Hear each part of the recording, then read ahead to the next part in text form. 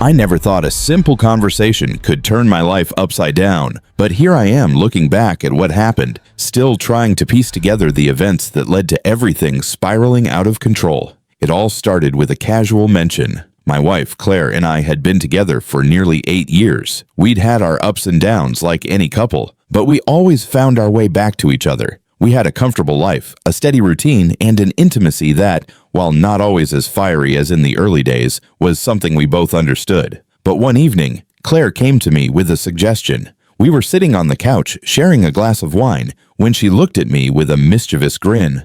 "I've been thinking," she said, her voice playful. "What if we switched things up a little?" I raised an eyebrow, unsure where this was going. "Switched things up how?" I asked, half joking, half worried. "I've been talking to Sarah," she said, referring to her twin sister, "and we were wondering, what if I let her pretend to be me?" Just for a night, my heart skipped a beat. I was sure I had misunderstood her. "Wait, what?" "Think about it," she continued, her voice calm, as if this were the most normal suggestion in the world. "Sarah and I look almost identical. We've always joked about it. What if we had a little fun with it? I trust you, and she's my sister." The room went quiet. My mind was racing. I wasn't sure what was more shocking, the fact that Claire was suggesting such a thing, or the fact that I was actually considering it. I've always trusted my wife, and we've always been open about things, but this felt strange, unsettling. At first, I laughed it off, telling her it was a weird joke, but Claire wasn't laughing. She was serious, her eyes locked onto mine with a mix of excitement and curiosity. "You know," she said softly, "it could be fun. It could spice things up a bit." I didn't know how to respond. Part of me wanted to reject the idea outright, but there was another part of me, a part I hated, that was intrigued. Maybe it was the alcohol in my system, or maybe it was the thrill of something new, but I found myself agreeing to it. I figured it was harmless. After all, it was just for fun, right? The first time it happened, I didn't realize what I was getting myself into. Sarah came over for dinner that night, just like she always did. Claire had insisted that it would be easy to tell them apart, but when Sarah walked into the room, dressed in Claire's clothes, her mannerisms were spot on. It was uncanny. Her voice, her laugh, the way she moved. It was like having Claire right in front of me, but somehow off. Claire had left for the evening, telling me she was going out with some friends, and Sarah stayed behind to hang out. We watched a movie, the tension between us palpable. I couldn't help but notice how attractive Sarah looked, how she resembled Claire so closely. She caught me looking a few times, and each time she'd smile knowingly, almost teasingly. And then, the moment came. "I know this might be a little weird," Sarah said quietly, glancing at me as if she could read my mind. "But we're just having fun, right? You and Claire have always been so open." I nodded, not really knowing what else to say. It felt like a dream, an uncomfortable, surreal dream. But I still couldn't bring myself to stop it. I should have stopped it, but in that moment, everything felt exciting, new, forbidden.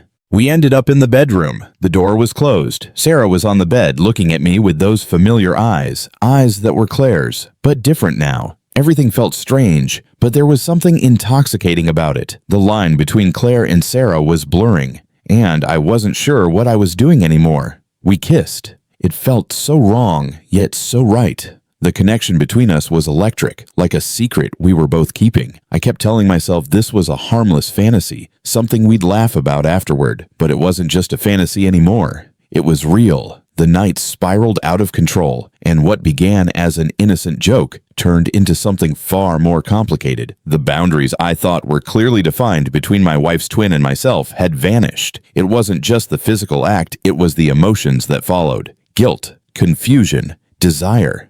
By the time Claire came home the next morning, I was in a haze. The guilt washed over me in waves, but I had no idea how to explain what had happened. She could tell something was different, but she didn't ask questions. She didn't need to. She knew something had shifted, but instead of confronting it, she just smiled. The same knowing smile she had when she suggested this whole experiment. Things got messier over the next few days. The tension between Claire and me was thick. We didn't talk much, but we didn't need to. The unspoken truth hung between us like a heavy weight. Every time I looked at Sarah, I couldn't shake the feeling of what had happened. It was like a secret that we were all pretending hadn't occurred, but it was impossible to ignore. Eventually, Claire confronted me. She asked me if I'd enjoyed it, if I'd wanted it. The words felt like daggers, and I realized then that I had betrayed her trust. I wasn't sure how to explain the complex emotions I felt, how I had let the lines blur, how something so innocent had spiraled out of control. What started as an innocent experiment had turned into a mess of tangled emotions, guilt,